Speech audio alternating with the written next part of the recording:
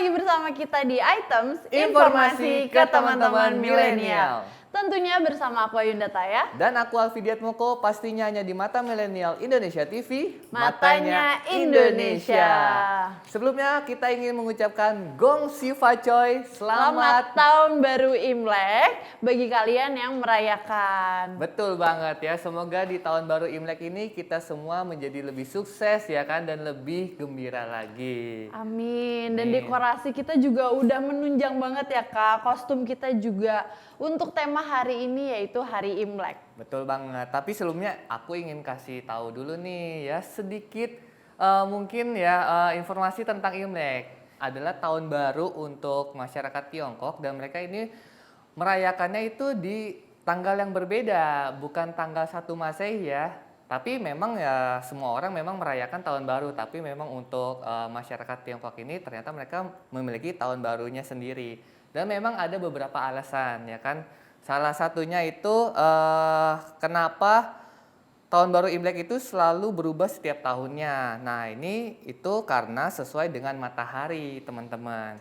Jadi tahun baru Imlek itu selalu 1 hingga 2 bulan setelah hari terpendek di Tiongkok. Yaitu adalah titik balik matahari pada musim dingin. Biasanya pada tanggal 21 atau 22 Desember. Jadi tanggal lunar Tiongkok itu selalu 21 sampai 51 hari di belakang tanggal kalender Gregorian atau Masehi ya, yang tahun kita saat ini. Dan kecuali mereka itu menambahkan 1 bulan tambahan.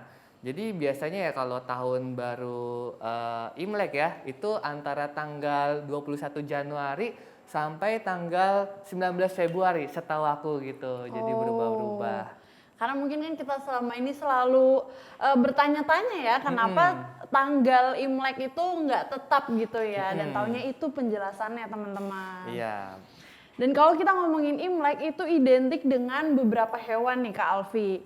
Karena pada zaman dahulu, bukan pada zaman dahulu, sejak zaman dahulu sampai sekarang, masyarakat Tionghoa itu menggunakan hewan zodiak Tiongkok atau yang dikenal dengan Shio untuk mewakili tahun-tahun itu. Iya. Dan pergantian dari Shio itu ditandai dengan tahun baru Imlek itu sendiri yang sedang kita bahas sekarang. Iya, kan Shio ada banyak ya, ada Shio anjing ya kan, Iya. Shio tikus, Shio ular. Aku sendiri ular. Oh Kalau gitu. Alfi apa? Wah, aku kurang tahu ya. Kurang tahu. Karena mungkin aku kurang mengikuti. Oh, karena di keluarga aku sendiri excited sih dengan Shio-Shio itu. Jadi kita selalu begitu. membahas gitu. Oke, menarik banget ya. Jadi selanjutnya ada tarian naga dan singa yang dikenal dengan barongsai. Barongsai ini merupakan pertunjukan tradisional untuk festival yang menggembirakan dan juga event-event besar. Tujuannya untuk meningkatkan suasana pesta. Dan diyakini secara tradisional barongsai ini selama festival musim semi merupakan cara berdoa untuk keberuntungan dan untuk mengusir roh-roh jahat.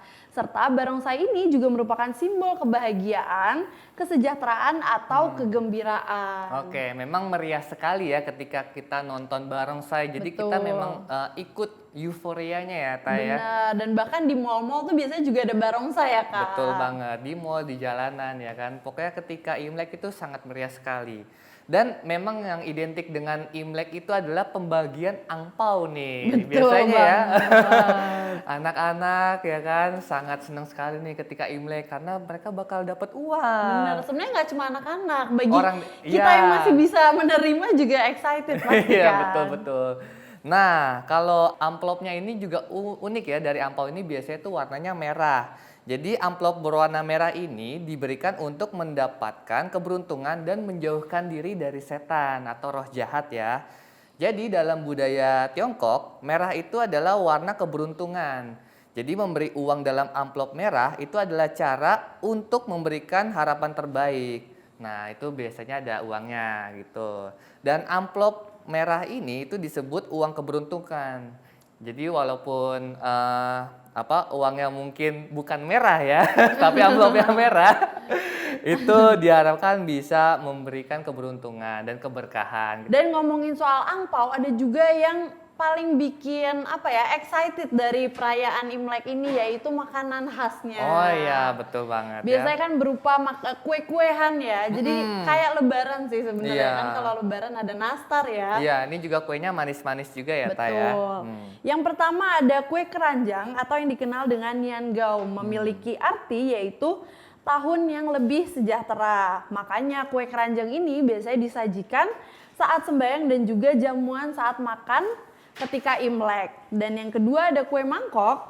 Kue yang berwarna merah ini melambangkan rezeki yang akan selalu mekar sepanjang tahun. Makanya cocok banget untuk dimakan atau berdampingan dengan kue keranjang. Dan yang terakhir ada kue manisan segi 8 yang dikenal dengan Tray of Happiness. Jadi seperti namanya, kue ini memiliki banyak banget makna. Seperti biji teratai yang melambangkan kesuburan, leci yang melambangkan keluarga yang kuat, dan juga angka 8 yang diyakini oleh masyarakat Tionghoa sebagai angka keberuntungan. Oke, wah kayaknya kalau dilihat ya kue-kuenya tuh enak-enak banget ya, Ta ya. Betul, dan selain enak-enak taunya ada detail arti dan lambangnya masing-masing ya Kak. Betul. Nah, itu biasanya kalau kue-kue itu memang identik sekali ya dengan acara Imlek ini ya. Tetapi mungkin beberapa orang juga mengidentikan tradisi Cap Gomeh itu adalah Betul. perayaan Imlek. Ternyata itu tuh bukan. Oh ternyata bukan? Bukan. Jadi karena Cap Gomeh ini itu dirayakan 15 hari setelah Imlek gitu. Jadi ini adalah bisa dibilang penutupan lah dari acara Imlek itu tersendiri. Kalau disesuaikan dengan kalender Masehi, Imlek itu selalu berlangsung antara tanggal 21 Januari sampai tanggal 19 Februari. Jadi 15 hari setelah Imleknya itu baru dilakukan tradisi Cap Gomeh, Taya. Dan tradisi Cap Gomeh ini itu dulu ya sejarahnya hanya dirayakan oleh keluarga istana dan kalangan tertentu saja. Ternyata ya. Namun setelah pemerintahan dinasti Han itu berakhir, perayaan ini mulai menjadi lebih terbuka bagi siapa aja. Dan yang khas dengan Cap Gomeh itu adalah warna merahnya. Identik juga dengan tarian naga, terus kembang apinya, serta juga ada tarian barongsai. Nah, jadi kalau di Imlek itu biasanya orang-orang merayakannya dengan berdoa atau bersembayang di vihara ya atau kelenteng. Dan mereka biasanya berdoa memanjatkan keselamatan ya atau berdoa untuk keselamatan mereka dan juga keberkahan di tahun baru ini. Dan setelah berdoa mereka biasanya itu berkumpul dengan keluarga, makan-makan bareng. Nah, sedangkan kalau Cap Gomeh ini biasanya orang-orang ini membawa persembahan berupa kue keranjang dan setelah itu melakukan sembahyang untuk mengucapkan syukur serta memohon keselamatan. Jadi kalau yang aku tahu ini juga perayaannya sama ya, ada barongsainya juga gitu, Iya. tapi dilakukan sebagai penutup dari tahun baru Imlek. Itu yang aku Benar. ketahui sih. Karena Pak. memang barongsai tadi kan buat event-event besar juga ya. Jadi makanya mungkin kita sering banget melihat barongsai ini di berbagai acara-acara berkaitan dengan Tiongkok atau Tionghoa ini. Betul. Nah, gimana guys?